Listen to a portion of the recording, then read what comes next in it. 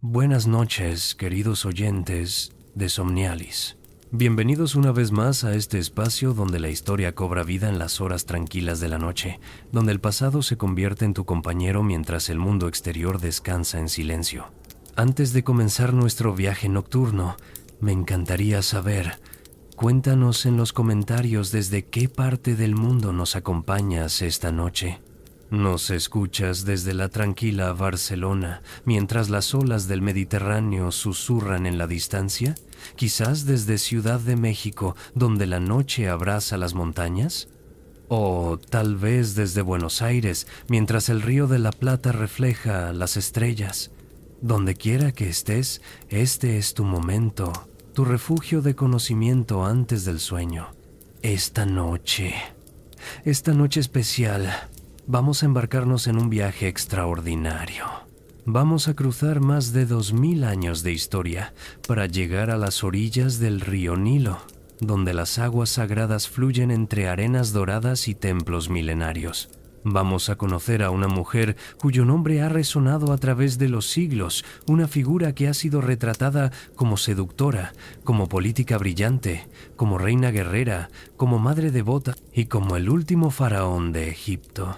Hablamos, por supuesto, de Cleopatra VII Filopator, pero no la Cleopatra de Hollywood, no la imagen simplificada que tantas veces nos han vendido. Esta noche conoceremos a la Cleopatra real, la que emerge de documentos históricos, crónicas romanas, papiros egipcios y evidencias arqueológicas. La mujer de carne y hueso que gobernó uno de los reinos más antiguos del mundo en su momento más crítico, cuando la República Romana se transformaba en imperio y el mundo mediterráneo cambiaba para siempre. Permíteme transportarte a un momento específico en el tiempo. Es el año 30 a.C. El sol del mediodía abraza Alejandría, la ciudad más cosmopolita del mundo antiguo. En el puerto, cientos de barcos balancean sus mástiles contra el cielo azul intenso. El aroma del incienso se mezcla con el olor del mar, el pescado fresco y las especias exóticas que llegan desde lugares remotos. El murmullo de una docena de idiomas diferentes llena el aire: griego, egipcio, arameo, latín, fenicio. Pero hoy, ese murmullo habitual ha sido reemplazado por un silencio tenso, expectante. En el Palacio Real, una mujer de 39 años se encuentra de pie frente a una ventana que da al puerto. Su postura es erguida, regia, pero sus ojos revelan el peso de decisiones imposibles. Viste con la elegancia característica de la corte ptolemaica, una mezcla perfecta entre la tradición faraónica egipcia y el refinamiento helenístico. Su cabello oscuro está recogido con joyas que han adornado a reinas durante generaciones. Esta mujer es Cleopatra y en este momento su mundo se está derrumbando.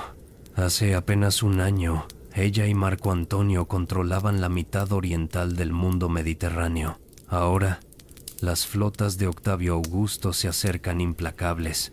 La batalla de Actium está perdida. Antonio, el hombre al que ama, el padre de 3 de sus hijos, está herido en cuerpo y espíritu. El Egipto que ella juró proteger, la tierra de sus ancestros ptolemaicos, la civilización milenaria de los faraones, está a punto de caer bajo dominio romano. Pero Cleopatra no llegó hasta aquí. No sobrevivió a traiciones familiares, guerras civiles y la política brutal del Mediterráneo antiguo, para rendirse sin más. Su mente brillante, educada en filosofía, matemáticas, astronomía y al menos 9 idiomas, trabaja febrilmente buscando una salida, una estrategia, una posibilidad. Porque Cleopatra siempre ha sido, ante todo, una sobreviviente. Esta noche, durante las próximas horas de nuestro programa, vamos a descubrir cómo una joven de 18 años llegó a sentarse en el trono más antiguo del mundo. Exploraremos las decisiones políticas brillantes que tomó, las alianzas que forjó, los amores que vivió. Conoceremos no solo a la amante de Julio César y Marco Antonio, sino a la administradora eficiente, a la estratega naval, a la diplomática políglota, a la madre protectora y sobre todo, entenderemos cómo el destino de una mujer se entrelazó con el destino del mundo antiguo en su momento de mayor transformación. Prepárate para un viaje fascinante, riguroso y profundo. Ajusta tu almohada, cierra los ojos si lo deseas y déjame llevarte a través del tiempo.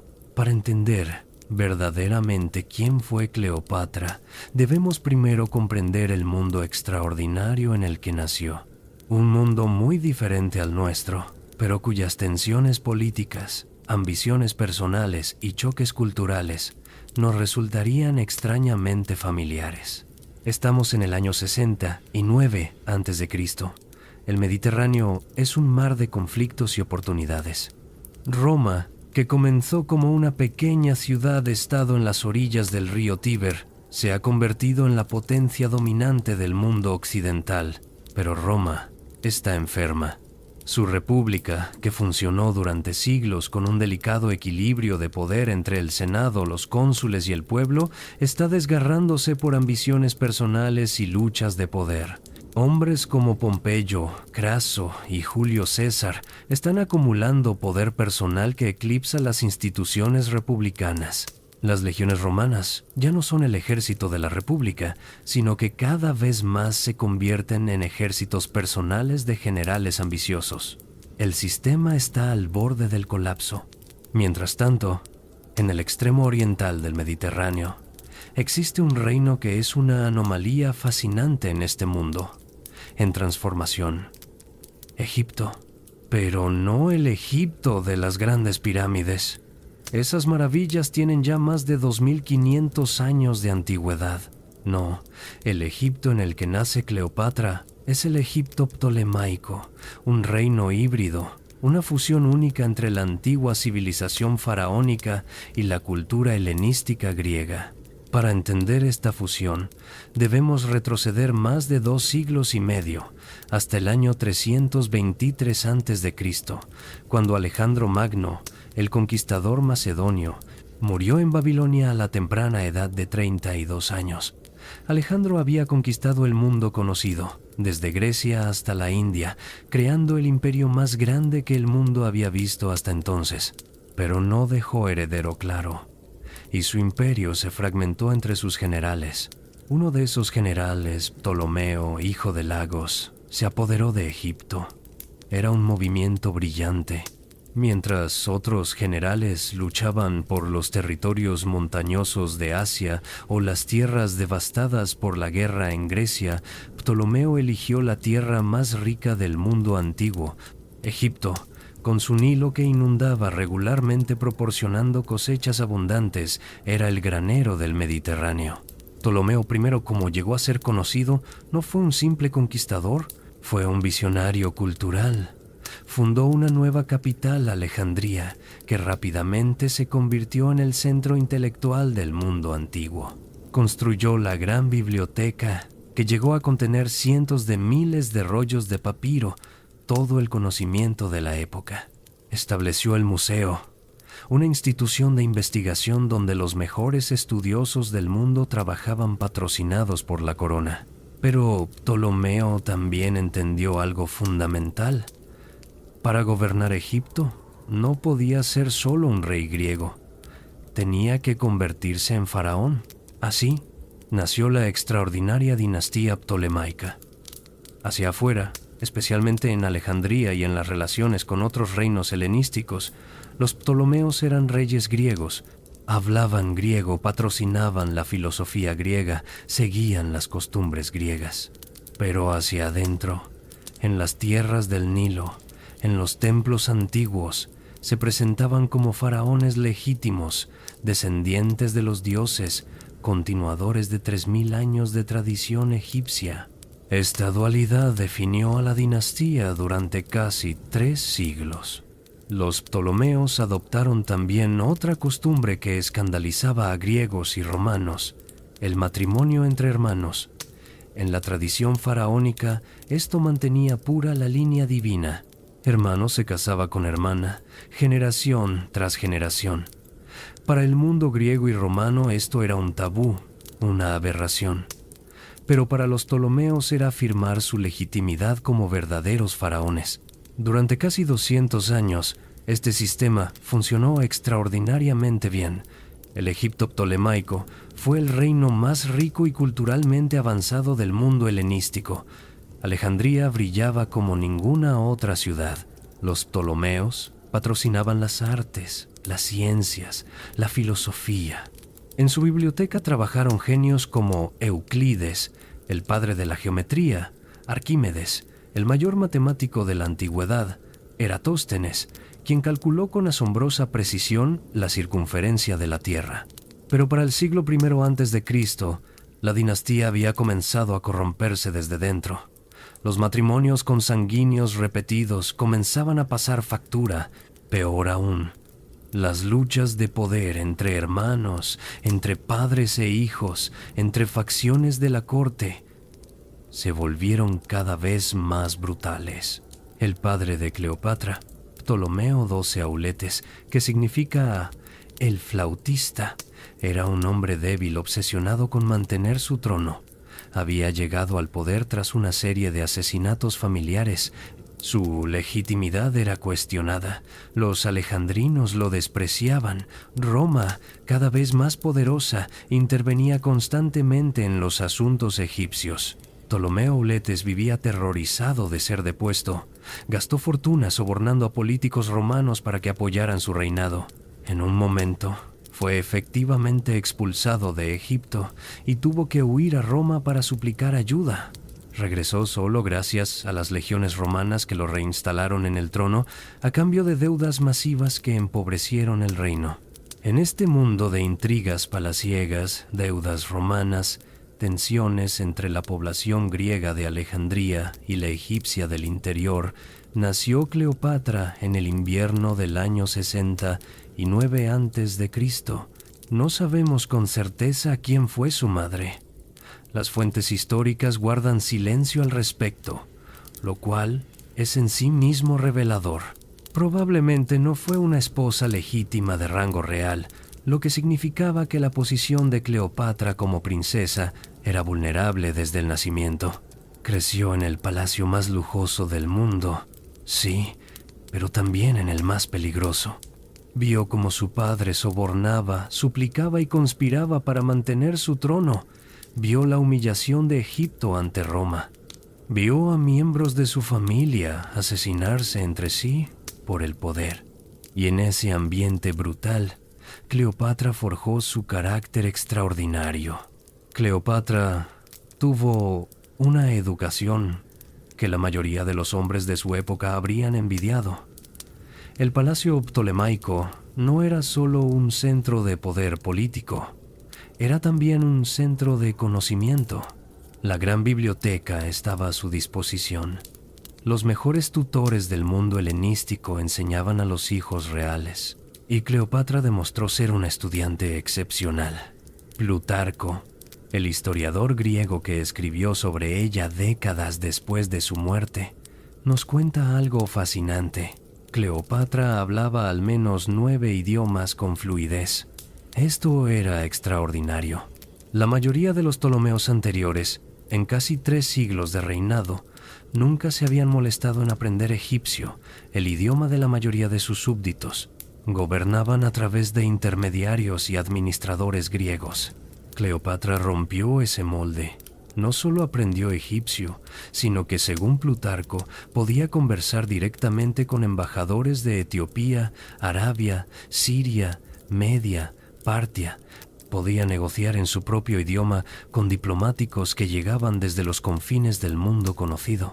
En una época donde la traducción podía distorsionar el significado y las intenciones, esta habilidad le daba una ventaja política inmensa.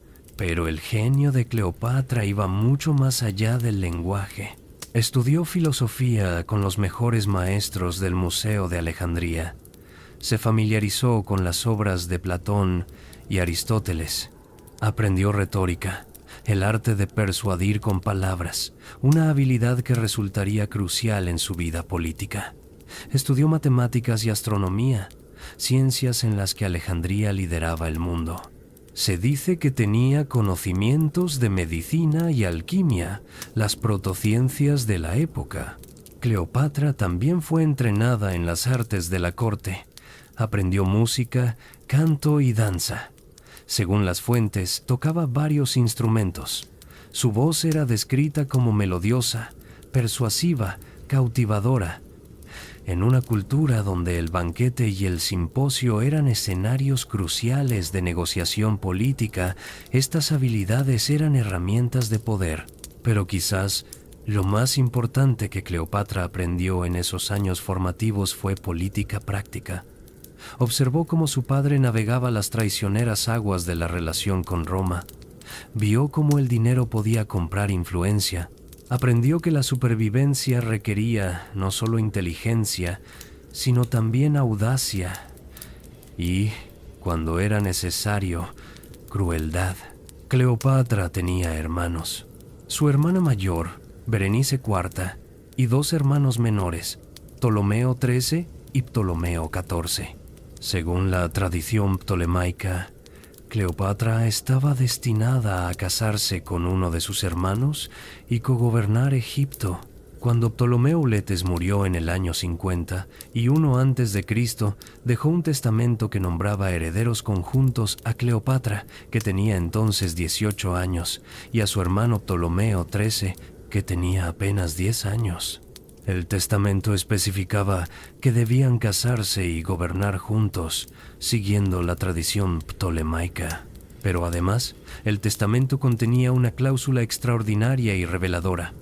Ponía a Roma como garante, pidiendo al pueblo romano que asegurara el cumplimiento de sus deseos. Era la admisión final de que Egipto ya no era verdaderamente independiente, que su destino dependía del beneplácito de Roma.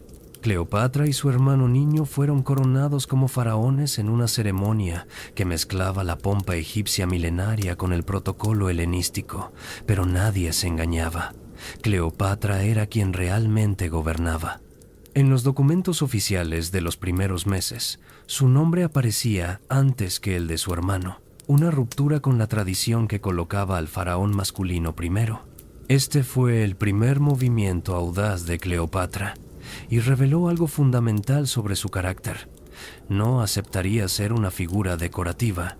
No sería una reina consorte subordinada. Ella gobernaría. Pero Cleopatra había subestimado las fuerzas alineadas contra ella en la corte. Su hermano Ptolomeo, aunque niño, estaba rodeado de consejeros ambiciosos. 3 hombres en particular vieron en el joven faraón una herramienta para su propio poder. Potino, el eunuco principal del palacio y administrador de las finanzas reales; Aquilas, el comandante general de las fuerzas militares egipcias; y Teodoto de Quíos, el tutor del joven rey. Estos hombres resentían el poder de Cleopatra, en parte porque era mujer, en parte porque era joven y amenazaba su influencia, en parte porque ella representaba ideas nuevas que desafiaban sus posiciones. Comenzaron a trabajar metódicamente para socavar su autoridad. Los primeros años del reinado conjunto fueron difíciles. Egipto enfrentaba una crisis económica. Las deudas contraídas por Ptolomeo Uletes con Roma seguían sin pagarse. Las inundaciones del Nilo habían sido irregulares, amenazando las cosechas. Los impuestos se habían vuelto opresivos. La población murmuraba descontenta. Cleopatra intentó reformas. Redujo el contenido de plata en las monedas para poder pagar deudas y gastos, una medida de emergencia que era arriesgada pero necesaria. Intentó negociar mejores términos con los acreedores romanos. Supervisó personalmente la administración de los graneros reales, entendiendo que el control del suministro de alimentos era fundamental para el control político. Pero Potino, Aquilas y Teodoto trabajaban contra ella en las sombras. Susurraban a los nobles de la corte que Cleopatra era arrogante, que no respetaba las tradiciones, que marginaba al faraón legítimo, su hermano. Minaban su autoridad en el ejército, interceptaban sus comunicaciones. Para el año 48 a.C., apenas 3 años después de asumir el trono, la situación de Cleopatra se había vuelto insostenible. Los consejeros de su hermano convencieron al joven Ptolomeo de que debía gobernar solo. Cleopatra fue formalmente depuesta y expulsada de Alejandría. Imagina ese momento. Una joven de 21 años, que había sido reina del reino más rico del mundo, que había estudiado con los mejores maestros, que hablaba 9 idiomas, que había gobernado con inteligencia y dedicación, forzada a huir de su propia capital, exiliada, desposeída. La mayoría de las personas en su situación habrían aceptado la derrota. Habrían buscado refugio en alguna corte extranjera, quizás habrían intentado vivir tranquilamente con alguna pensión. Cleopatra no era la mayoría de las personas. Huyó hacia el este, hacia Siria. Pero no iba como refugiada derrotada. Iba con un plan. Comenzó a reunir un ejército de mercenarios. Usó sus contactos entre las tribus árabes de la región. Utilizó su inteligencia política para forjar alianzas. Gastó lo que quedaba del tesoro personal que pudo llevar consigo en equipar una fuerza militar. Para el verano del año 48 a.C., Cleopatra había regresado a Egipto al frente de un ejército, lista para reclamar su trono por la fuerza. Las tropas de su hermano, comandadas por Aquilas, marcharon para interceptarla. Los dos ejércitos se enfrentaron en la frontera oriental de Egipto, cerca de Pelusio, la antigua ciudad fortaleza que guardaba la entrada a Egipto desde Asia. Una guerra civil estaba a punto de estallar cuando algo extraordinario sucedió, algo que cambiaría no solo el destino de Cleopatra, sino el destino del mundo entero. Un barco romano apareció en el horizonte, llevando a un hombre que huía de su propia guerra civil. Julio César llegó a Alejandría persiguiendo a su enemigo Pompeyo Magno en septiembre del año 48 a.C. César y Pompeyo habían sido aliados, incluso familia política, pero sus ambiciones los habían convertido en rivales mortales. Su conflicto había sumergido a Roma en una guerra civil devastadora. Pompeyo había sido derrotado en la batalla de Farsalia en Grecia y huía desesperadamente. Calculó que Egipto, donde había apoyado al padre de Cleopatra años atrás, podría darle refugio y recursos para reconstruir sus fuerzas. Fue un error fatal. Los consejeros del joven Ptolomeo, Potino, Aquilas y Teodoto se reunieron para decidir qué hacer con Pompeyo. Las crónicas históricas, particularmente las de Plutarco y Apiano, nos cuentan que debatieron 3 opciones: darle la bienvenida y apoyarlo, rechazarlo y enviarlo lejos, o matarlo. Teodoto de Quíos, el tutor, argumentó con una lógica brutal. Si ayudaban a Pompeyo, César se convertiría en su enemigo. Si lo rechazaban, Pompeyo se convertiría en su enemigo. Pero si lo mataban, César estaría agradecido y Pompeyo ya no sería una amenaza. «Los hombres muertos no muerden», dijo Teodoto con una frase que pasaría a la historia. Así que cuando Pompeyo desembarcó confiadamente en un bote egipcio, fue apuñalado por la espalda por hombres que habían fingido darle la bienvenida. Su cabeza fue cortada y preservada para presentársela a César como regalo. Cuando César llegó a Alejandría pocos días después, los consejeros de Ptolomeo le presentaron con orgullo la cabeza de su enemigo, esperando gratitud y recompensa. Se equivocaron completamente sobre el carácter de César. César era muchas cosas: general brillante, político astuto, mujeriego empedernido, escritor talentoso, reformador visionario, pero también tenía un código de honor patricio muy romano. Pompeyo había sido su enemigo, sí, pero también había sido un ciudadano romano de alto rango, excónsul, miembro del triunvirato. Asesinarlo traicioneramente era una afrenta. Cuando le presentaron la cabeza, César lloró. Algunos historiadores dicen que fueron lágrimas genuinas de pena por un viejo compañero caído. Otros sugieren que fueron lágrimas políticas actuadas para efecto.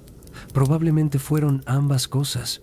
César ordenó que la cabeza de Pompeyo fuera tratada con respeto y que su anillo, sello, fuera devuelto a Roma para un entierro apropiado. Los consejeros de Ptolomeo habían cometido un terrible error de cálculo.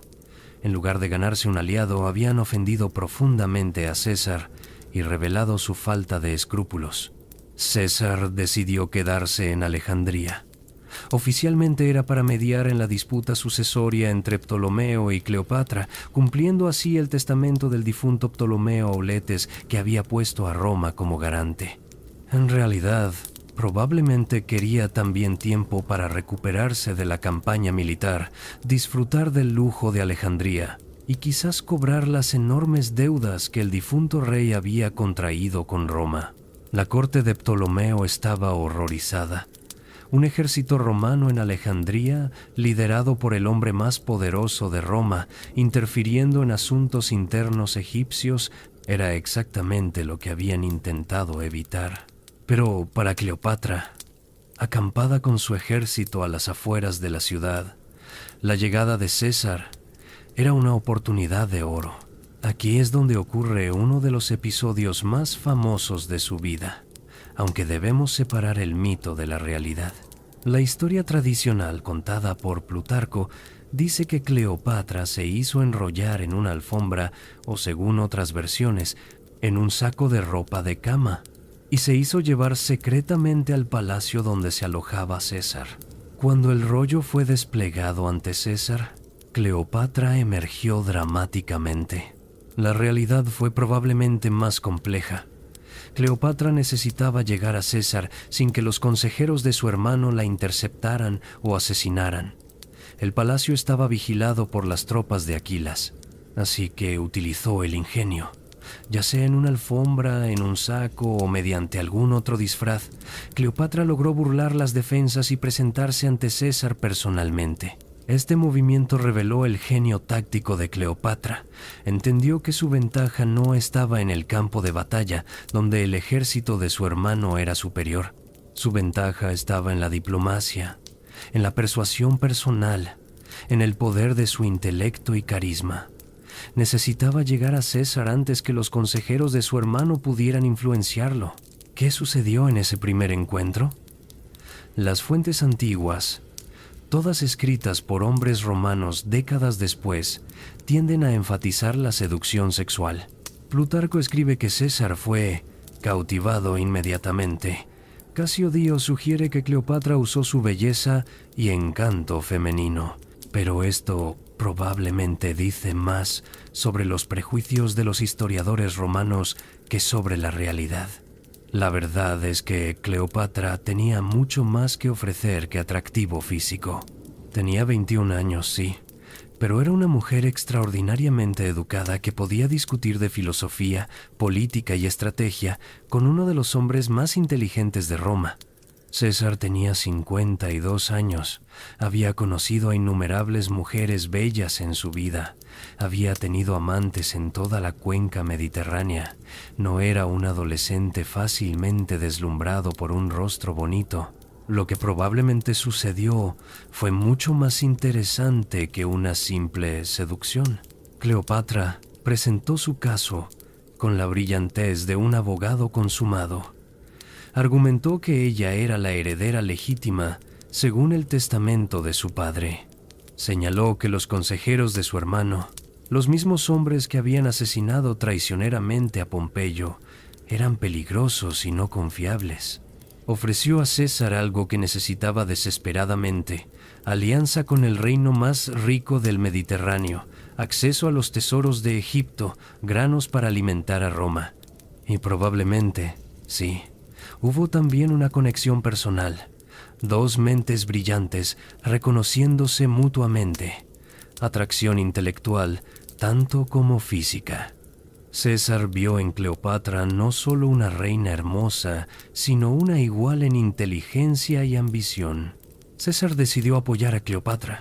Cuando los consejeros de Ptolomeo descubrieron que César había recibido a Cleopatra y que se estaba inclinando a favor de ella, entraron en pánico. Potino y Aquilas intentaron un golpe. Movilizaron al ejército egipcio contra César. Incitaron a la población alejandrina contra los romanos. Cortaron el suministro de agua al palacio real donde César se había atrincherado. Así comenzó lo que los historiadores llaman la Guerra Alejandrina, un conflicto urbano brutal en las calles de la ciudad más grande del mundo antiguo. César se encontró en una situación peligrosa. Tenía solo unos pocos miles de legionarios frente a un ejército egipcio de 20,000 hombres. Estaba sitiado en el distrito del palacio. El populacho alejandrino, incitado por los consejeros de Ptolomeo, se había vuelto hostil, pero César era César. Fortificó su posición, envió mensajes urgentes pidiendo refuerzos, y con Cleopatra a su lado, trabajó para mantener el control del puerto y del faro, asegurando que pudiera recibir suministros por mar. Durante uno de los combates por el control del puerto, según algunos relatos históricos, se produjo un desastre cultural incalculable. El fuego se extendió desde los barcos en combate hasta los almacenes del muelle donde se guardaban rollos de papiro destinados a la gran biblioteca. Miles de documentos fueron destruidos. Algunos historiadores antiguos culparon a César de la destrucción de la biblioteca de Alejandría, aunque la evidencia sugiere que la biblioteca principal sobrevivió y que lo que se quemó fueron almacenes de exportación. La guerra urbana continuó durante meses.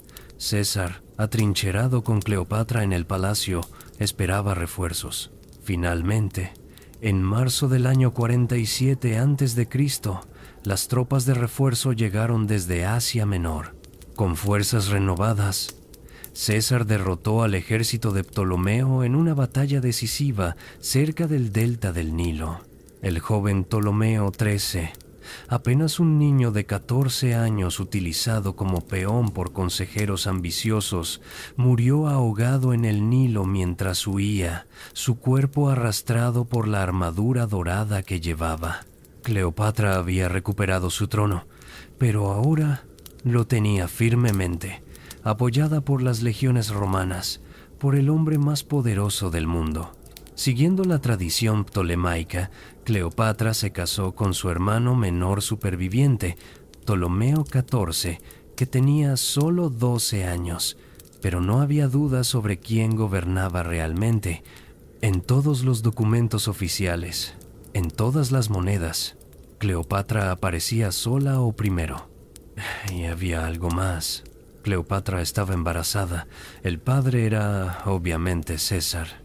El hijo de Cleopatra y César nació en junio del año 47 a.C. Cleopatra lo llamó Ptolomeo XV César, pero el pueblo lo conocía por un apodo más cariñoso, Cesarión Pequeño César. El nacimiento de Cesarión era políticamente explosivo. Por primera vez en siglos, Egipto tenía un heredero que era mitad romano, mitad ptolemaico. Un niño que podía reclamar conexión tanto con la república más poderosa del mundo como con la monarquía más antigua. Para Cleopatra, Cesarión representaba la culminación de una visión política brillante, una dinastía renovada que fusionaba el poder de Roma con la legitimidad y riqueza de Egipto.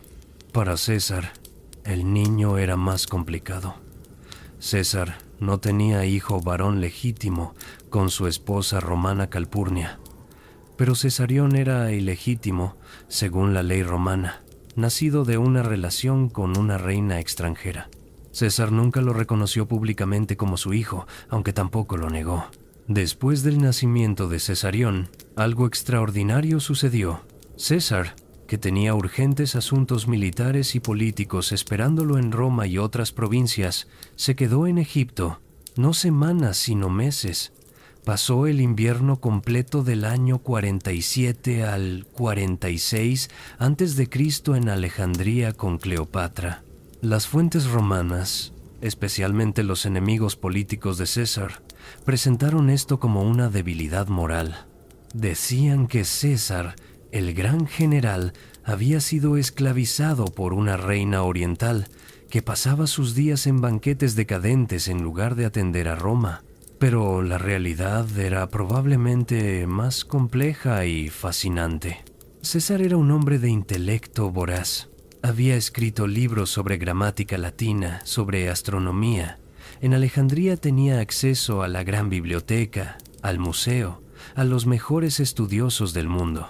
Probablemente pasó ese tiempo no solo disfrutando de la compañía de Cleopatra, sino también aprendiendo, investigando, discutiendo. De hecho, sabemos que César quedó impresionado por el calendario egipcio, que era mucho más preciso que el calendario romano entonces en uso. Cuando finalmente regresó a Roma, implementó una reforma del calendario basada en el modelo egipcio, creando lo que conocemos como el calendario juliano, predecesor directo de nuestro calendario moderno. Cleopatra y César también realizaron un viaje extraordinario. Navegaron por el Nilo en una flota de barcos de lujo, visitando las antiguas maravillas de Egipto. Imagina la escena: la procesión real serpenteando por el río sagrado, deteniéndose en templos que tenían ya más de 2000 años de antigüedad. César contemplando las pirámides de Giza, que para él eran tan antiguas como los romanos lo son para nosotros. Cleopatra mostrándole el corazón de su reino, los templos donde ella era venerada como diosa viviente. Este viaje no era solo turismo romántico, era política. Cleopatra estaba consolidando su legitimidad mostrándose con el hombre más poderoso del mundo. Estaba presentando a César ante el Egipto profundo, el país más allá de la cosmopolita Alejandría. Y probablemente estaba también educándolo sobre la realidad de Egipto, sobre por qué este antiguo reino necesitaba ser tratado como aliado, no como provincia. Pero todas las cosas buenas terminan. Para la primavera del año 46 a.C., César ya no podía posponer más su partida. Tenía que lidiar con rebeliones en África, con rivales políticos en Roma, con un imperio que se extendía desde Hispania hasta Siria. César partió de Egipto dejando 3 legiones romanas estacionadas allí. Oficialmente estaban para proteger a Cleopatra. En realidad eran una garantía de que Egipto permanecería alineado con Roma, con César. Para Cleopatra comenzaba una nueva fase. Era reina absoluta de Egipto, sí, pero su poder ahora dependía de su relación con Roma, específicamente con César. Era una posición simultáneamente poderosa y vulnerable. Durante los siguientes 2 años, Cleopatra gobernó Egipto con notable competencia, implementó reformas administrativas, supervisó personalmente la economía. A diferencia de sus predecesores ptolemaicos, viajó por el país, visitó templos en el Alto Egipto, se mostró ante sus súbditos egipcios. Los documentos de la época, papiros que han sobrevivido a través de los milenios, revelan a una administradora eficiente. Cleopatra reguló los monopolios reales sobre artículos como el aceite y el papiro. Ajustó las tasas de impuestos para estimular la producción agrícola. Negoció tratados comerciales con reinos vecinos. Pero Cleopatra también tenía su mirada puesta en Roma. Sabía que su futuro y el de su hijo Cesarión dependía de lo que sucediera allí. En el año 46 a.C., César regresó triunfante a Roma después de victorias militares en África.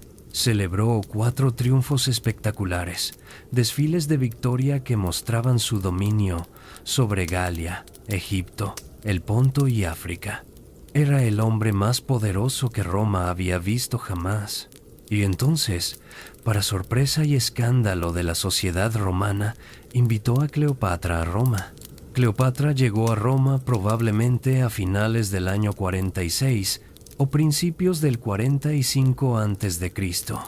Vino con séquito completo, sirvientes, guardias, eruditos, lujo oriental. César la alojó en su villa al otro lado del río Tíber. La presencia de Cleopatra en Roma fue escandalosa por múltiples razones. Primero, Era una monarca oriental en una ciudad que se enorgullecía de su republicanismo, que había expulsado a sus propios reyes siglos atrás. Segundo, era obviamente la amante de César, mientras que su esposa Calpurnia vivía en la ciudad. Tercero, había traído consigo al pequeño Cesarión, un recordatorio viviente de la infidelidad de César. Pero Cleopatra no vino como cortesana silenciosa, vino como reina. Estableció una corte, recibió a visitantes romanos, mantuvo su protocolo real, incluyendo el título de Nueva Isis, la diosa egipcia. César, por su parte, parecía deliberadamente provocar a la opinión pública romana.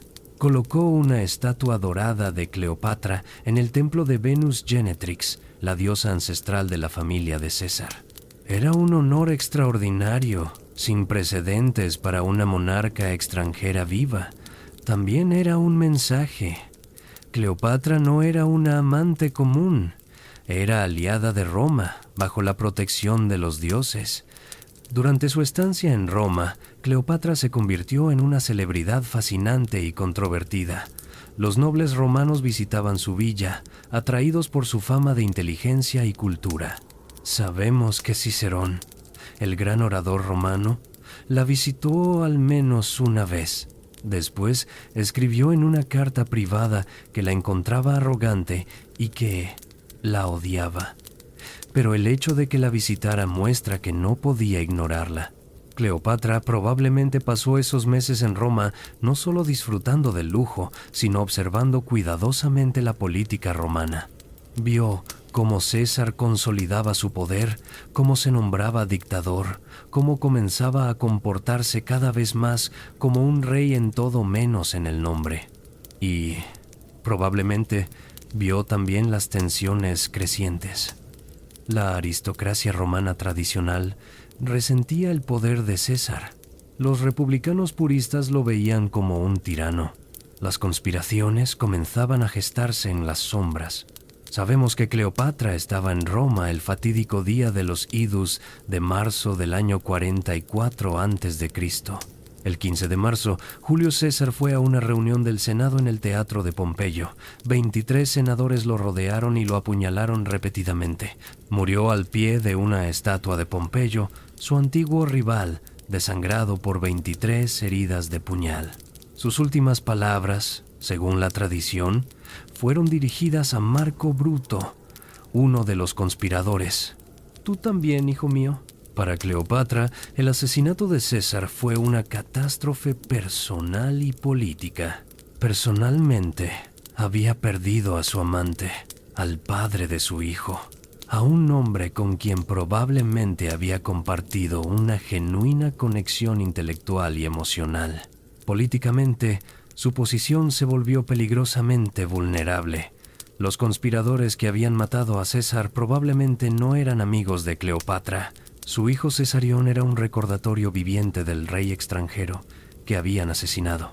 Roma podría decidir que Egipto necesitaba un cambio de régimen. Cleopatra actuó rápidamente. En las semanas caóticas que siguieron al asesinato, mientras Roma se sumergía en el caos, Cleopatra abandonó la ciudad y regresó a Egipto con Cesarión. Llegó a Alejandría para encontrar que su hermano esposo Ptolomeo XIV había muerto. Las circunstancias son sospechosas. Probablemente fue envenenado por orden de Cleopatra. Era brutal pero pragmático.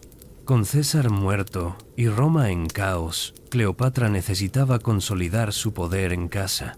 Un hermano adolescente que otros podrían usar como figura rival era un lujo que no podía permitirse. Cleopatra elevó a Cesarión, que tenía solo 3 años, como su cogobernante. Ahora gobernaba como Cleopatra VII Filopator, junto con Ptolomeo XV César Filopator Filometor. En los documentos oficiales, en las monedas, la ficción era que gobernaban juntos. La realidad era que Cleopatra gobernaba sola.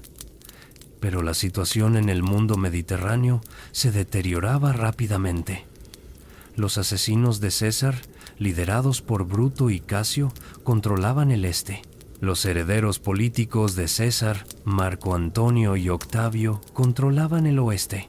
Una nueva guerra civil romana estaba gestándose, y Egipto, el reino más rico del Mediterráneo, sería inevitablemente arrastrado a ella. Cleopatra navegó estas aguas peligrosas con la habilidad de una experimentada capitana. Cuando Casio, uno de los asesinos de César, exigió que Egipto apoyara a los libertadores con dinero y barcos, Cleopatra se negó. Alegó que Egipto sufría de hambre debido a malas inundaciones del Nilo y no podía enviar ayuda. Era una apuesta arriesgada. Si Bruto y Casio ganaban la guerra civil, Egipto enfrentaría represalias. Pero Cleopatra apostó correctamente. En octubre del año 42 a.C., en los campos de Filipos en Macedonia, los ejércitos de Marco Antonio y Octavio aplastaron a las fuerzas de Bruto y Casio. Ambos libertadores se suicidaron en el campo de batalla. Ahora, dos hombres controlaban el mundo romano.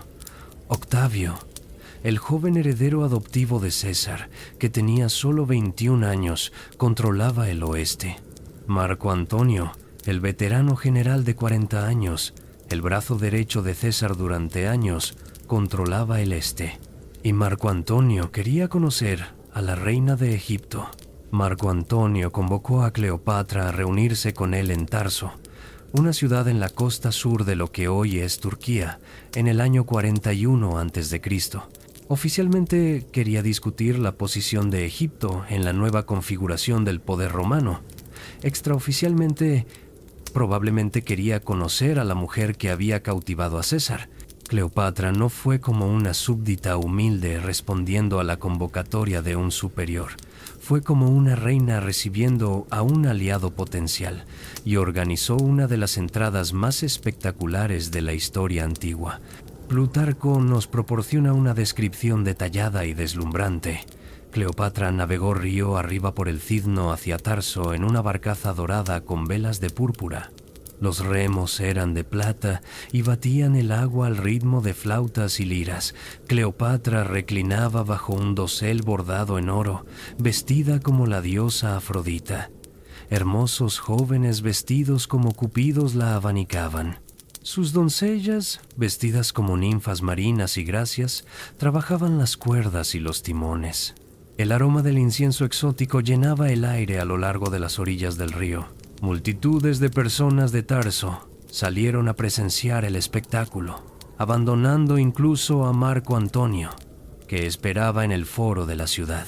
Era teatro político de la más alta calidad. Cleopatra entendía el poder del espectáculo, de la imagen, del mito. No venía como peticionaria, venía como diosa encarnada, como poder oriental en todo su esplendor. Cuando finalmente se reunieron, Antonio quedó completamente cautivado. Pero necesitamos entender quién era Marco Antonio para comprender por qué esta relación sería diferente de la que Cleopatra tuvo con César. Antonio era un hombre de contradicciones fascinantes. Por un lado, era un brillante comandante militar, valiente en batalla, leal a sus soldados, capaz de soportar terribles privaciones en campaña. Por otro lado, amaba el lujo, la fiesta, el exceso. Era generoso hasta la prodigalidad, impulsivo, emocional. Mientras César había sido frío, calculador, siempre en control, Antonio era apasionado, impetuoso, dramático. Donde César representaba la racionalidad romana en su más pura forma, Antonio tenía un amor por el espectáculo oriental que escandalizaba a los tradicionalistas romanos. En otras palabras, Antonio y Cleopatra eran, en muchos sentidos, almas gemelas. Cleopatra invitó a Antonio a cenar en su barcaza. Las descripciones antiguas de estos banquetes son asombrosas. Plutarco cuenta que en una ocasión Cleopatra apostó con Antonio que podía preparar una cena que costara 10 millones de sestercios, una suma astronómica. Antonio se rió y aceptó la apuesta. El banquete fue espléndido, pero no extraordinariamente costoso.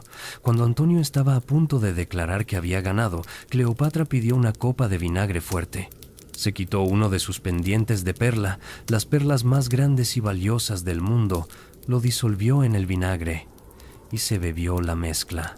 Era un gesto simultáneamente espectacular, absurdo y profundamente simbólico. Mostraba que Cleopatra tenía riquezas tan vastas que podía literalmente beberlas, que el tesoro de Egipto era inagotable, que ella jugaba con reglas diferentes a las de los mortales ordinarios. Antonio quedó fascinado no solo por la belleza de Cleopatra, sino por su ingenio, su audacia, su teatralidad que coincidía con la suya propia. Después de Tarso, Antonio acompañó a Cleopatra a Alejandría, y tal como César había hecho años antes, se quedó. Pasó el invierno entero del año 40 al 39 a.C.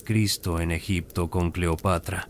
Las fuentes romanas, particularmente los escritores que apoyaban a Octavio, pintaron este período como una orgía prolongada de indulgencia. Describieron a Antonio abandonando sus deberes romanos, vistiéndose con ropas orientales, participando en cultos egipcios, siendo esclavizado por Cleopatra. Pero la realidad era más compleja. Sí, Antonio y Cleopatra disfrutaban de una vida de lujo espectacular. Fundaron un club exclusivo que llamaron Los Inimitables, dedicado a fiestas elaboradas donde los dos amantes y sus amigos cercanos competían en crear banquetes cada vez más extravagantes.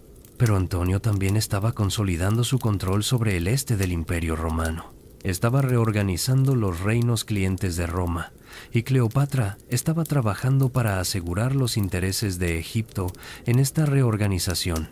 Para el año 39 a.C., Cleopatra estaba embarazada de gemelos. Dio a luz a un niño y una niña a los que llamó Alejandro Helios, el Sol, y Cleopatra Selene, la Luna.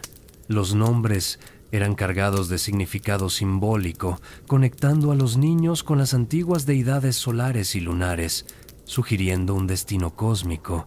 Pero antes de que los gemelos nacieran, Antonio tuvo que partir. La situación política en Roma y en las provincias occidentales requería su atención. Octavio y Antonio estaban nominalmente aliados, pero las tensiones entre ellos crecían. Antonio regresó al mundo romano. Se reconcilió temporalmente con Octavio. Incluso se casó con Octavia, la hermana de Octavio, en un matrimonio político diseñado para cementar la alianza entre los dos hombres más poderosos de Roma. Durante casi 4 años, desde el 39 hasta el 37 a.C., Antonio y Cleopatra estuvieron separados. Cleopatra gobernó Egipto, crió a sus 3 hijos de 2 padres diferentes, consolidó su administración, esperó. Pero en el año 37 a.C., Antonio convocó a Cleopatra a reunirse con él en Antioquía, la gran ciudad de Siria. La alianza entre Antonio y Octavio se estaba rompiendo irremediablemente.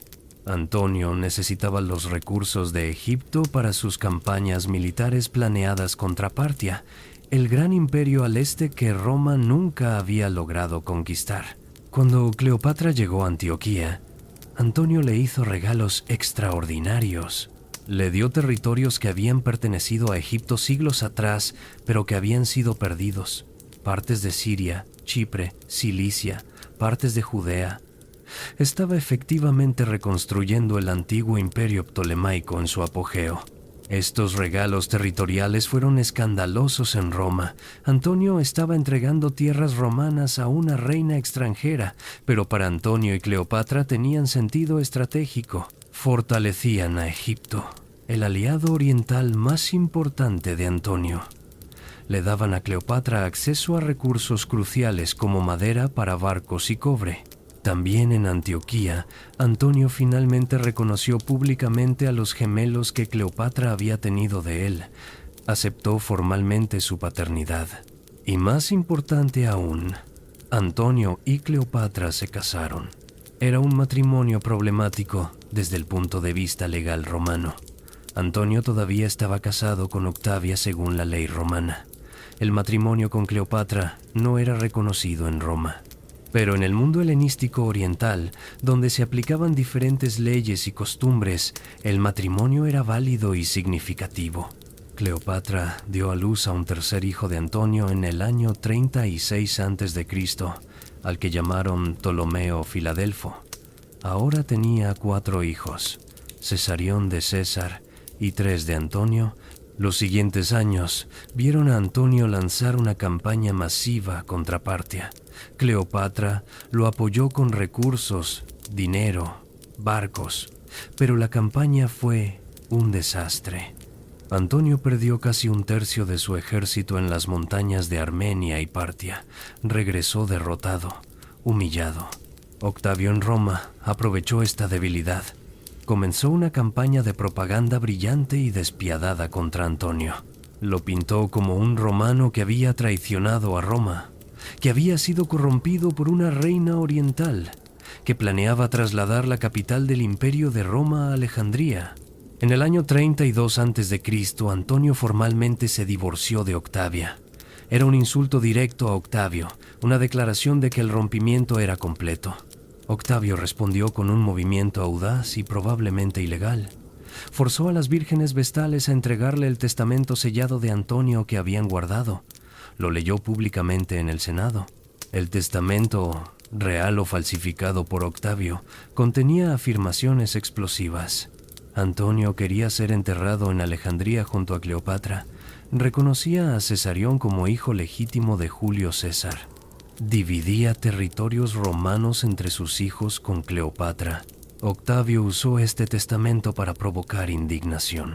Convenció al Senado romano de declarar la guerra, no contra Antonio directamente. Eso habría sido otra guerra civil romana, siempre impopular, sino contra Cleopatra de Egipto. Era una ficción legal brillante. Técnicamente no era una guerra civil. Era una guerra extranjera contra una reina oriental que amenazaba a Roma. Pero todos sabían que realmente era la confrontación final entre Octavio y Antonio por el control del mundo romano. Antonio y Cleopatra pasaron el invierno del 30 y 2 al 30 y 1 antes de Cristo preparándose para la guerra. Reunieron flotas, reclutaron soldados, consolidaron alianzas. Establecieron su base en Grecia, preparándose para la invasión de Italia. Pero había problemas. Muchos de los aliados romanos de Antonio estaban incómodos luchando bajo el estandarte de una reina extranjera. Algunos comenzaron a desertar. Los generales de Antonio le aconsejaban enviar a Cleopatra de regreso a Egipto, argumentando que su presencia estaba costándoles apoyo. Cleopatra se negó rotundamente. No había venido tan lejos, no había arriesgado tanto para ser marginada en el momento decisivo. Además, era ella quien financiaba gran parte de la guerra.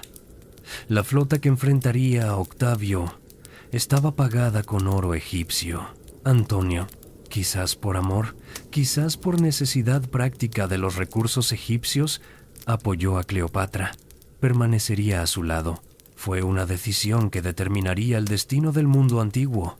El 2 de septiembre del año 31 a.C., 2 flotas se enfrentaron en las aguas cerca de Actium, un promontorio en la costa oeste de Grecia. De un lado, la flota de Octavio, comandada por su brillante almirante Marco Vipsanio Agripa. Del otro, la flota combinada de Antonio y Cleopatra. La batalla de Actium determinaría quién gobernaría el mundo romano, y con él toda la cuenca mediterránea. Las fuentes antiguas nos dan descripciones detalladas pero contradictorias de lo que sucedió. La narrativa tradicional, promovida por los historiadores pro-Octavio como Plutarco, cuenta que en el momento crítico de la batalla, Cleopatra huyó repentinamente con sus 60 barcos egipcios. Antonio, viendo que su amante huía, abandonó cobardemente la batalla y la siguió, dejando a su flota a merced del enemigo. Esta narrativa sirvió a los propósitos de Octavio perfectamente. Pintaba a Antonio como un cobarde embrujado por una reina oriental, y a Cleopatra como traidora o débil. Pero la realidad probablemente fue muy diferente. La batalla no iba bien para Antonio y Cleopatra desde el principio. Las fuerzas de Agripa eran superiores en número y maniobra. Los enormes barcos de guerra de Antonio, construidos para tamaño e impresión, eran menos maniobrables que los navíos más ligeros de Octavio. La batalla se estaba convirtiendo en un cerco. Cleopatra y Antonio probablemente tomaron una decisión estratégica: romper el cerco y escapar con el tesoro de guerra y tantos barcos como fuera posible, en lugar de luchar hasta la aniquilación total. Con los recursos que podían salvar, podrían reagruparse en Egipto, reclutar nuevas fuerzas, continuar la guerra. Así que Cleopatra, con su escuadra llevando el tesoro de guerra, rompió la línea de bloqueo cuando el viento cambió favorablemente. Antonio la siguió con algunos barcos. El resto de la flota, abandonada pero no por cobardía, sino por cálculo estratégico, finalmente se rindió o fue destruida. Pero incluso si la decisión fue tácticamente defendible, el impacto psicológico fue devastador. Legiones enteras que habían luchado por Antonio durante años se sintieron traicionadas. Aliados desertaron en masa. Reinos clientes que habían apoyado a Antonio cambiaron rápidamente su lealtad a Octavio. Antonio y Cleopatra llegaron a Alejandría en septiembre del año 30 y 1 a.C. Intentaron presentar a Actium como un revés menor, no como la derrota catastrófica que realmente había sido, pero ambos sabían la verdad. Pasaron el siguiente año en una extraña mezcla de negación y preparación. Por un lado, continuaron viviendo con esplendor, organizando fiestas, actuando como si nada hubiera cambiado. Fundaron un nuevo club que reemplazaba a los inimitables. Lo llamaron Los que morirán juntos. El nombre era más profético de lo que quizás pretendían. Por otro lado, enviaban mensajeros desesperados a Octavio, intentando negociar. Cleopatra ofreció abdicar a favor de sus hijos si se les permitía vivir. Antonio ofreció retirarse completamente de la vida pública. Enviaron regalos, intentaron sobornos. Octavio rechazó todas las ofertas de Antonio. A Cleopatra le envió mensajes ambiguos que podrían interpretarse como estar abierto a negociaciones, mientras simultáneamente advertía en privado que solo aceptaría su rendición incondicional. Era una estrategia calculada para sembrar discordia entre Antonio y Cleopatra, para hacer que cada uno sospechara que el otro podría traicionar para salvarse. Mientras tanto, Octavio avanzaba metódicamente. Conquistó los territorios orientales uno por uno. Los aliados de Antonio se rendían o cambiaban de bando. Para julio del año 30 a.C., las legiones de Octavio estaban a las puertas de Alejandría. Antonio intentó una última resistencia. Sacó a su caballería para enfrentar al enemigo. Hubo algunas escaramuzas, pero cuando la flota que Antonio había conservado salió del puerto alejandrino para enfrentar a la flota de Octavio, simplemente se rindió sin luchar. Los marineros saludaron a los barcos enemigos y se cambiaron de bando. Fue el golpe final. Antonio ya no tenía ejército, ya no tenía flota, ya no tenía opciones. Entonces llegó un falso rumor, quizás plantado deliberadamente, quizás nacido del caos. Cleopatra había muerto. Se había suicidado en su tumba mausoleo, que había estado construyendo para sí misma. Antonio, creyendo que Cleopatra estaba muerta y que todo estaba perdido, tomó su espada y se apuñaló en el abdomen. El suicidio ritual romano, la muerte con honor, pero la herida no fue inmediatamente fatal. Y entonces llegó otro mensaje. Cleopatra no estaba muerta. Estaba viva, encerrada en su mausoleo. Imagina el horror de Antonio. Había intentado suicidarse creyendo que Cleopatra había muerto, solo para descubrir que el rumor era falso. Ahora yacía muriendo de una herida autoinfligida. Sus sirvientes lo llevaron al mausoleo donde Cleopatra se había barricado. Ella se negó a abrir las puertas, temiendo que fuera una trampa de los soldados de Octavio. En cambio, ella y sus doncellas usaron cuerdas para izar el cuerpo moribundo de Antonio por una ventana alta del mausoleo. Plutarco describe la escena con patos extraordinario.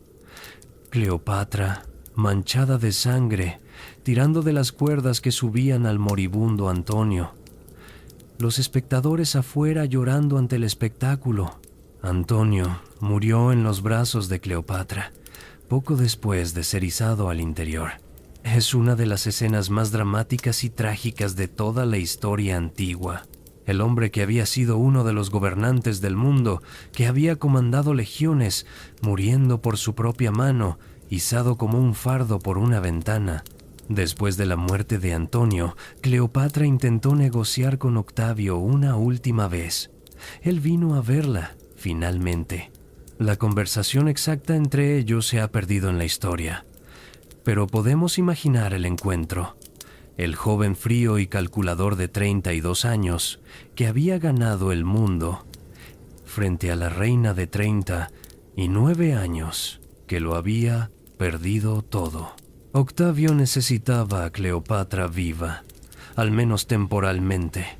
Quería exhibirla en su triunfo en Roma, la culminación de su victoria, el mayor trofeo posible. La reina de Egipto encadenada, caminando detrás de su carro de victoria por las calles de Roma. Cleopatra entendió esto, y era una humillación que no podía soportar. Ya había visto un triunfo romano en su primera visita a Roma con César. Sabía exactamente qué significaba. ¿Ser exhibida como trofeo ante las multitudes burlones? El final indigno de una reina que se había considerado diosa encarnada. Decidió que moriría antes de permitir esa humillación. Los detalles exactos de su muerte son inciertos, envueltos en leyenda. La historia tradicional, contada por Plutarco y otros, es que se suicidó permitiendo que una serpiente venenosa, probablemente una cobra egipcia, la mordiera. La cobra era un símbolo real egipcio, el uraeus que adornaba las coronas de los faraones. Morir por la mordedura de una cobra era morir como faraón, transformada por el símbolo real. Es una historia romántica y simbólicamente apropiada, pero algunos historiadores modernos dudan de su veracidad. Una mordedura de cobra no siempre es fatal, y el veneno actúa lentamente. ¿Realmente Cleopatra habría confiado en un método tan incierto? Algunos sugieren que pudo haber usado un veneno diferente, más confiable. Cleopatra tenía conocimientos de farmacología. Había experimentado con venenos, probándolos en prisioneros condenados para encontrar cuáles producían la muerte más rápida y menos dolorosa. Tenía acceso a los laboratorios y jardines del Museo de Alejandría, donde se cultivaban todo tipo de plantas venenosas. Una teoría sugiere que mezcló venenos de varias fuentes en una poción letal. La historia de la serpiente pudo haber sido una ficción romántica, o quizás una historia de cobertura para proteger a los sirvientes que la ayudaron a obtener el veneno. Lo que sabemos con certeza es que Cleopatra murió el 12 de agosto del año 30 a.C. La encontraron en su cama, vestida con sus galas reales completas, con sus doncellas Iras y Carmión muertas o muriendo a su lado. Tenía 39 años.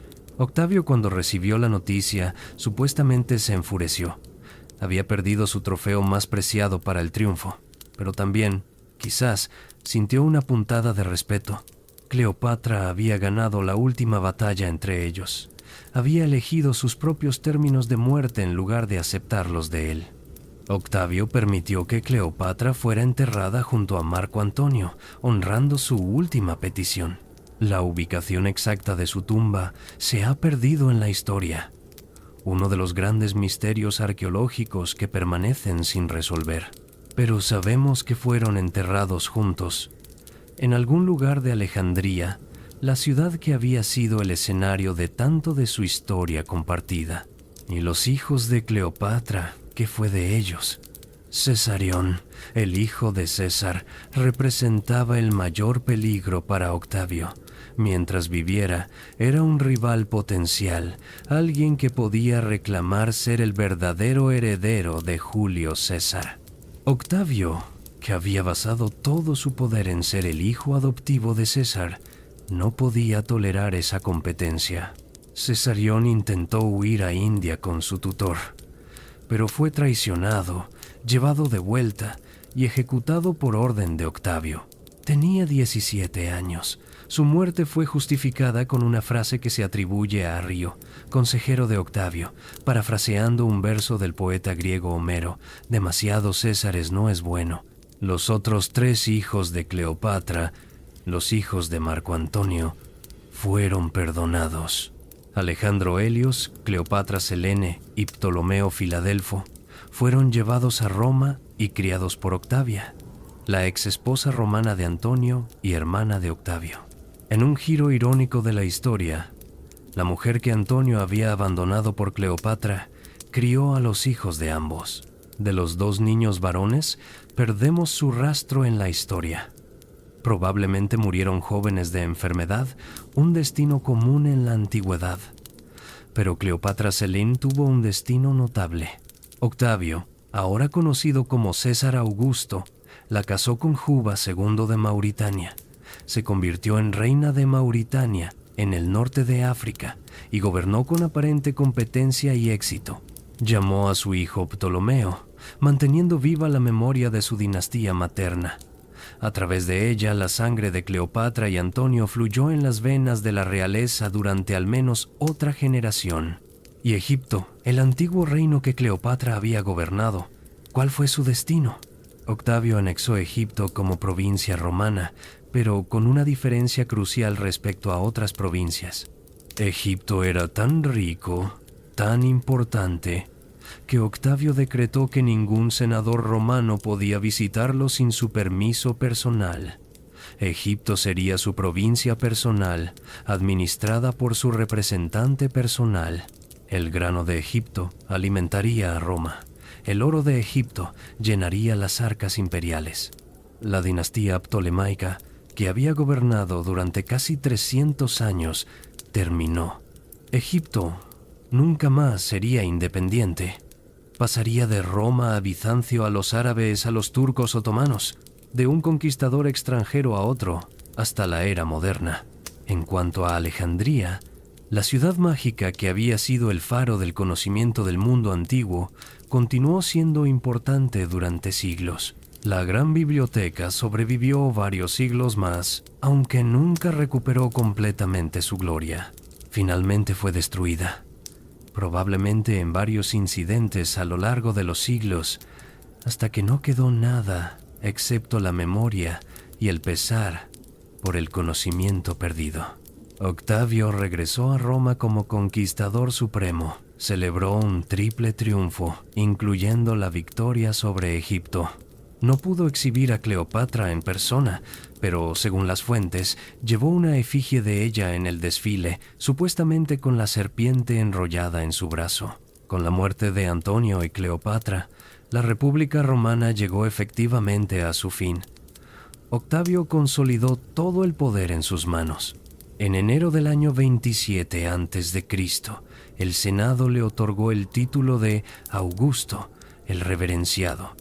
Se convirtió en el primer emperador romano en todo menos en el nombre. La era imperial había comenzado. Y así, la muerte de Cleopatra marcó no solo el fin de su vida y de su dinastía, sino el fin de toda una era en la historia humana. Fue la última de los grandes monarcas helenísticos que habían gobernado el mundo mediterráneo desde las conquistas de Alejandro Magno. Su muerte cerró el periodo helenístico y abrió la era romana imperial. El mundo que había conocido, un mundo de múltiples potencias, de reinos helenísticos rivales, de repúblicas y monarquías en equilibrio, había terminado. Ahora había un solo poder, Roma, un solo emperador, Augusto, un solo Mare Nostrum, nuestro mar, el Mediterráneo completamente bajo control romano. Cleopatra fue la última reina de Egipto, la última faraón, el último destello de una civilización que había durado 3000 años. Después de ella, Egipto sería gobernado por extranjeros durante 2000 años más. Su legado, sin embargo, fue inmediato y duradero. Los escritores romanos, particularmente los que apoyaban a Augusto, crearon una imagen de Cleopatra que la pintaba como seductora peligrosa, como reina oriental decadente, como amenaza a Roma. El poeta Horacio escribió que era una mujer fatal que casi había destruido Roma. El historiador Lucio Floro la llamó la perra de Egipto. Pero incluso en estas denuncias hay un reconocimiento de su poder, su capacidad, su peligrosidad. Roma la tomaba en serio precisamente porque había sido una amenaza genuina. En los siglos posteriores, la imagen de Cleopatra evolucionó y cambió según las necesidades de cada época. Los moralistas cristianos medievales la usaron como ejemplo de pecado y lujuria. Los autores del Renacimiento se fascinaron con ella como figura trágica del amor. Shakespeare escribió su obra maestra Antonio y Cleopatra, que fijó muchos de los elementos de su leyenda en la imaginación occidental. En la era moderna, Cleopatra ha sido reinventada una y otra vez. Hollywood la transformó en un símbolo de glamour y seducción. Los académicos modernos han intentado recuperar a la Cleopatra histórica de debajo de las capas de mito. Los feministas la han reclamado como ejemplo de una mujer poderosa en un mundo dominado por hombres. Y así, Cleopatra vive en nuestra imaginación más vívidamente que la mayoría de las figuras antiguas. Su nombre es instantáneamente reconocible 21 siglos después de su muerte. Hemos perdido su tumba, pero no su memoria. Porque Cleopatra fue más que una reina, más que una amante de grandes hombres, más que el último faraón. Fue una sobreviviente brillante en uno de los períodos más peligrosos de la historia. Fue una estratega que jugó el juego político más arriesgado imaginable y casi ganó. Fue una mujer que se negó a ser definida por las limitaciones que su mundo imponía a las mujeres.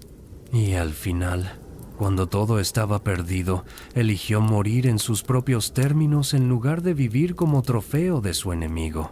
Esa elección final, ese último acto de autodeterminación, es quizás su legado más poderoso. Y así llegamos al final de nuestra jornada nocturna por la vida de Cleopatra VII Filopator, la última reina de Egipto, la última faraón de una civilización milenaria. Hemos viajado desde su nacimiento en un palacio envuelto en intrigas hasta su muerte autoelegida en ese mismo palacio. Hemos presenciado su ascenso desde princesa vulnerable a reina poderosa. La hemos visto navegar las traicioneras aguas de la política romana en su momento más turbulento.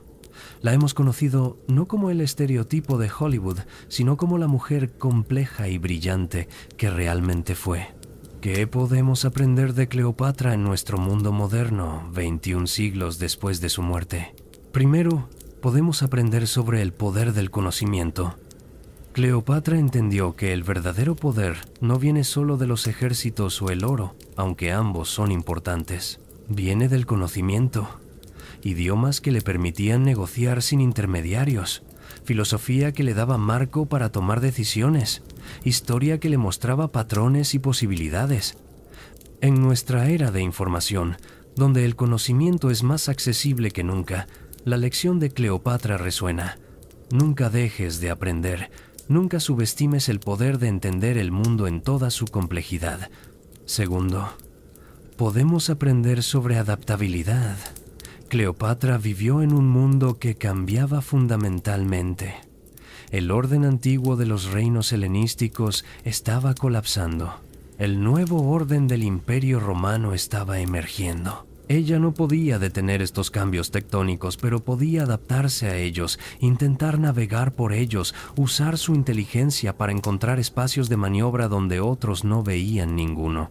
En nuestro propio tiempo de cambio acelerado, tecnológico, social, climático, La capacidad de Cleopatra para adaptarse, para pensar creativamente en medio de la crisis, sigue siendo relevante. Tercero, podemos reflexionar sobre las limitaciones del poder individual frente a fuerzas históricas más grandes. Cleopatra era brillante, sin duda. Era valiente, estratégica, tenaz. Pero al final, no pudo cambiar la dirección fundamental de la historia. Roma era simplemente demasiado poderosa. El momentum histórico hacia la consolidación del Mediterráneo bajo un solo poder era imparable. Nos recuerda que incluso las personas más extraordinarias operan dentro de limitaciones. Reconocer estas limitaciones no es derrotismo, es realismo. Nos permite elegir nuestras batallas sabiamente, entender qué podemos cambiar y qué debemos aceptar. Cuarto, podemos apreciar cómo la historia es escrita por los vencedores, pero no completamente. Augusto y sus propagandistas intentaron reducir a Cleopatra a una caricatura, la seductora oriental, la amenaza exótica, pero incluso en sus denuncias, su competencia brilla, y con el tiempo, las capas de propaganda se han ido pelando, revelando a una figura mucho más compleja y admirable.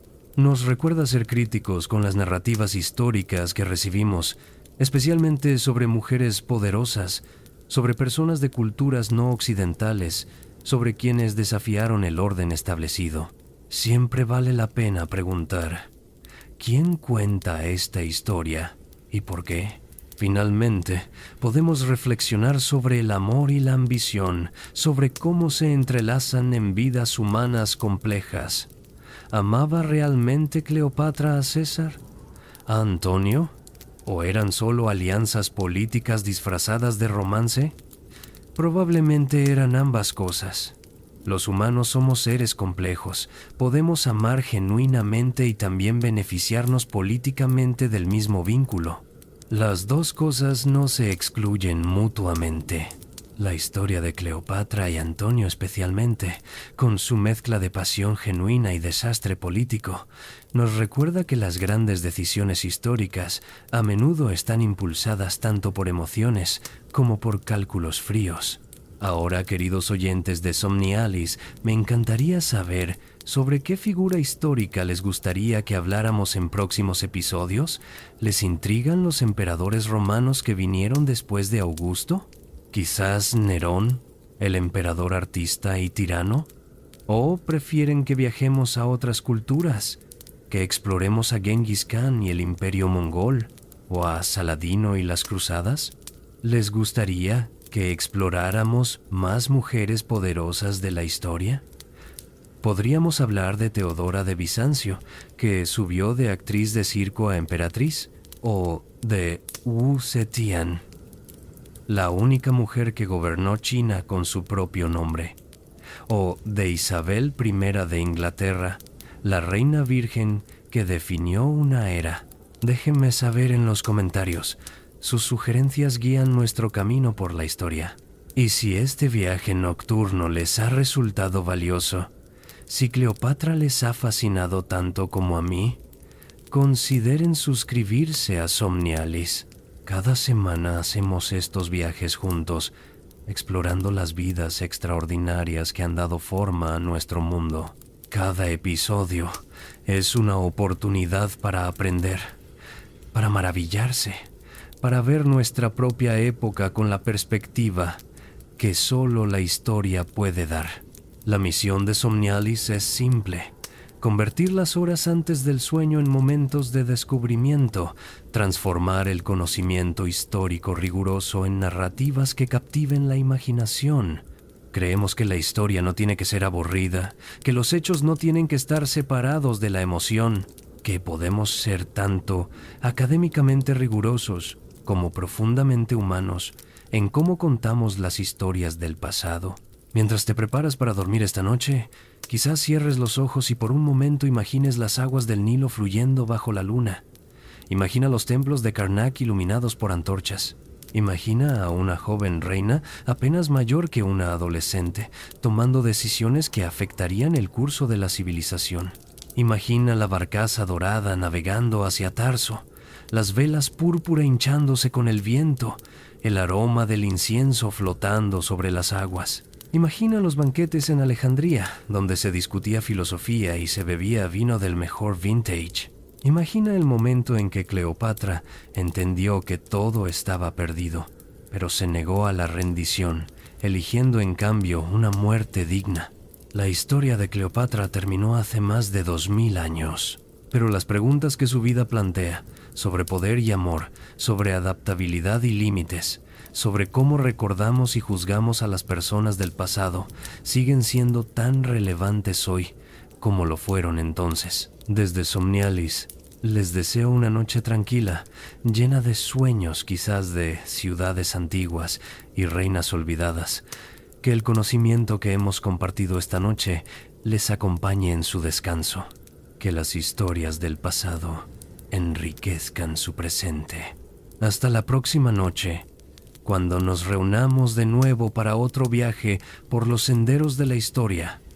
Buenas noches, queridos oyentes, que descansen bien y recuerden, cada noche es una oportunidad para aprender algo nuevo, para conectar con el vasto tapiz de la experiencia humana que se extiende miles de años atrás. La historia no es solo el pasado muerto, es el contexto vivo que da significado a nuestro presente y dirección a nuestro futuro. Somnialis estará aquí, noche tras noche, para ser su compañero en ese viaje de descubrimiento. Dulces sueños y hasta pronto.